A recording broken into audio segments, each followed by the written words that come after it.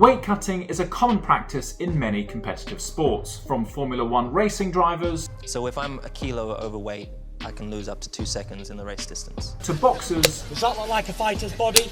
To horse riding jockeys, and particularly in the mixed martial arts. Eating disorder from cutting weight is a real problem. It's a real thing, right? That's Sean O'Malley, a mixed martial artist who was on the Joe Rogan Podcast this week, where he spoke about the negative impact that weight cutting had had on his health and on his eating habits. Now, with his help, as well as the help of one of the most infamous MMA fighters known for their fluctuating weight, Paddy the Baddy. I love fighting. I don't think anyone loves training and dieting and weight cutting. We're going to be looking at whether weight cutting can give fighters eating disorders. To start off, I have to say I do admire the dedication, the discipline and effort it takes to compete at what is classed as an extreme sport. And I do appreciate that to sometimes compete at extreme sports, it might warrant extreme training measures, but at what cost? So let's start off with what we're trying to define in an eating disorder. Whatever it is that you're offering, we're not into it, don't care, couldn't care less. There's beer on the ship. And what kind? Now, the American Psychiatric Association defines an eating disorder as a condition characterized by severe and persistent disturbance in eating behaviors and associated disturbing thoughts and emotions. And these can be very serious conditions affecting people physically, psychologically, as well as with their social functioning. When I make weight at this fight, I'm mooning everyone. Hey, For all you that said I'd miss weight and I'm a fat I'm just gonna put me pep down, don't kiss me. And the term eating disorder itself is an umbrella title for conditions that might include one, if not more, of the following. So one of the more well-known conditions is anorexia or bulimia, but you also have binge eating disorder, avoidant restrictive food intake disorder, and other specified feeding and eating disorders. But first, let's look at weight cutting, and let's hear from Paddy about some of the more extreme examples of where he's had to cut weight. We used to do that, well, I used to do that years ago when I fought at featherweight. I used to kill myself to make weight. Done more than that overnight. I've done 8.4 kilo overnight before. Now, clearly losing up to 8 kilos in one night is not going to be safe for anyone, and it's impossible for all of that to have been body fat that he's lost there, unless you're a rotisserie chicken. What's more likely is that we're looking at the loss of water weight, and this is often done through extreme forms of cardio and dehydration. Now, there's quite a lot of controversy about using this technique, with some athletes going to extreme lengths to help shed weight, to the point of developing life-threatening kidney failure. Like hours when I've been sitting here contemplating killing myself, where it's that bad. Like where you're sitting there thinking, oh, do I even want to fight? Do I seriously want to do this to myself? And this issue has been further compounded by some athletes utilising diuretics, which are medications that help you to lose even further water through excreting it in your urine, which can leave you severely dehydrated and deplete. But how does it feel like generally when needing to cut weight? You feel like you're dying. Your heart is pounding. You're laying in bed. But you kind of are dying. You 100% are dying. Like, I talk to my body. I have to tell it, like, hey, we know we're not going to actually die. We're going to feel like that or whatever, but... And here we're hearing it both from O'Malley and Joe Rogan, that when cutting weight, it feels like you're dying, regardless of the deadline for your weigh-in. And this is because it's often the end target weight that ends up being the challenge if people are fighting at multiple weight divisions. We've got to remember that a lot of these fighters, even in their off-season, are still quite specimens of human beings, maintaining their training throughout the year. And if they decide to fight at a lower weight class to have the advantage of their strength, then a weight cut might involve shedding off further pounds off of an already lean physique. Therefore, to compare the weight loss journey of an extreme athlete to that of a couch potato consuming 10,000 calories a day isn't really a fair comparison. Once you begin to dip into a calorie deficit, the deeper you go, the more your body notices. I'm eating a scram with 440 calories in. I've trained for over 3 hours today.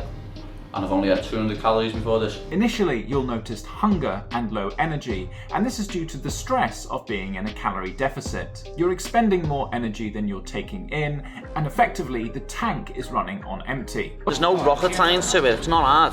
Get yourself in a calorie deficit. But it's important to mention here that there are two different kinds of hunger at play here, and these can be split up into body hunger and reward hunger, and it's often the influence of these two different types that determine whether you're going to stick to your weight management program. I love my cheat days. They have become legendary. First up, body hunger. Body hunger is the physiological hunger. It's the drive to eat when you're physically hungry. And it's managed by hormones in your gut, such as leptin and ghrelin.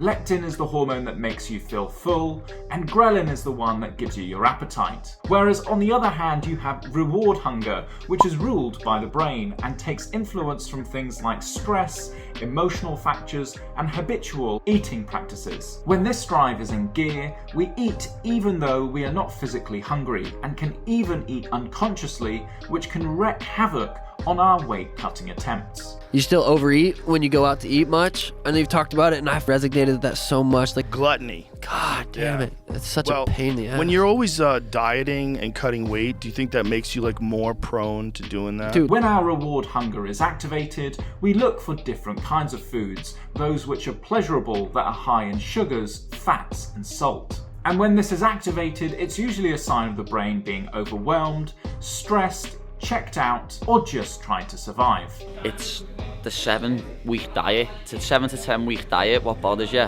when you're depressed for the first 2 weeks thinking, and then when you have a deload week and your weight plateaus for a few days and it's not coming down, you start stressing and mentally it's a battle. Now, the longer and the deeper your cutting goes, the more symptoms you go on to suffer from. And these might look like headaches, dizziness, muscle cramps, abdominal pain, irritability, and lack of libido, or loss of sex drive. And it's the loss of sex drive that seems to get a lot of attention. Now, this occurs in part due to your body choosing to prioritize where it allocates its energy.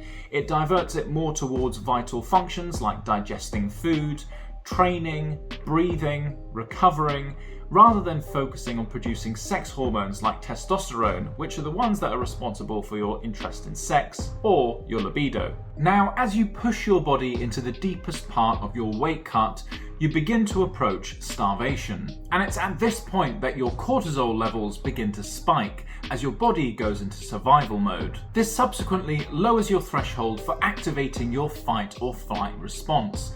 And as a result, you can suffer from symptoms such as palpitations, nightmares, poor sleep, and impulsive behaviors. Your heart is pounding. You're laying in bed. Well, you kind of are dying. You 100% are dying. What I can't imagine is then in this starved state, getting into a ring and literally fighting for your life against someone who might be a jiu-jitsu black belt. And having done some jiu-jitsu myself, I have to say it's one of the most mentally and physically taxing of the martial arts. I'm surprised that some fighters can survive in their state for a single round. So what would be a more sensible amount of weight loss, and over what time frame? Today I got back from America and I had like 7 weeks to make weight. The UFC just announced that date and it was like, I'm gonna have to fight on it, aren't I? You know what I mean? It's in the O2. I had like 7 weeks to lose like 20 kilo and I'd done it. Well, if you're naturally a heavier athlete, dropping through different weight divisions, then it makes sense to be in your calorie deficit for the shortest duration possible, so to maintain the advantage you have with your strength. 26 pounds in what kind of time frame? Like 2 days. But in the context of a person looking to cut weight in a healthy fashion, we'd normally advise them to aim towards 1 to 2 pounds per week. And this can normally be achieved by burning 1,000 calories a day more than you're consuming. So let's say you're consuming 2,000 calories a day. You'd need to be burning 3,000 as a minimum for you to achieve that 1 to 2 pound of weight loss by the end of the week. Or if you do the math, this can be done by manipulating the amount of physical activity you do, or cutting your calories further down from 2,000 to a lower threshold. I'm used to this now, like 1,500 calories a day, it's normal. And for those fighters who are working on a tight deadline, Clearly, you can only work out for so many hours of the day. And so these fighters are only really left with the option of cutting their calories further or utilising that dehydration technique that we spoke about earlier. But how does Paddy the Baddy do it? 85.3. Booyakasha! I think it was about 2 weeks ago, 93, 94 kg, which is very heavy for considering he's fighting at 77. So clearly not all MMA fighters do it like Paddy does it, with an off-peak weight of over 200 pounds and a fighting weight of around 150 pounds. After I fought my last fight, I weighed in at 70 last time, and then I weighed myself a week later and I was like 89.6.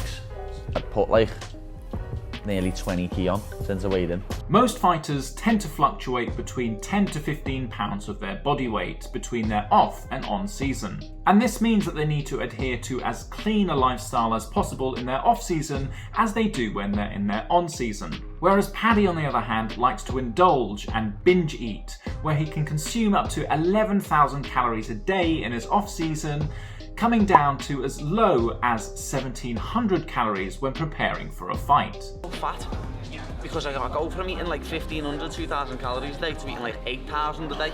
That's why the weight piles on, lad, and that's why it comes off so easy. But what this does mean for Paddy is that just by reducing his calories to something more sensible, let's say from 11,000 to 5,000, he can notice quite a dramatic amount of weight loss in a short period of time without increasing his activity levels. But why do this? Why consume up to 11,000 calories a day? Well, Paddy clearly likes his food, but his appetite seems insatiable. Interestingly, Michael Easter speaks about an experiment where they put men through a period of starvation and they observed a similar insatiable appetite when recovering. And the impacts of the weight loss were very lasting on these guys' behavior.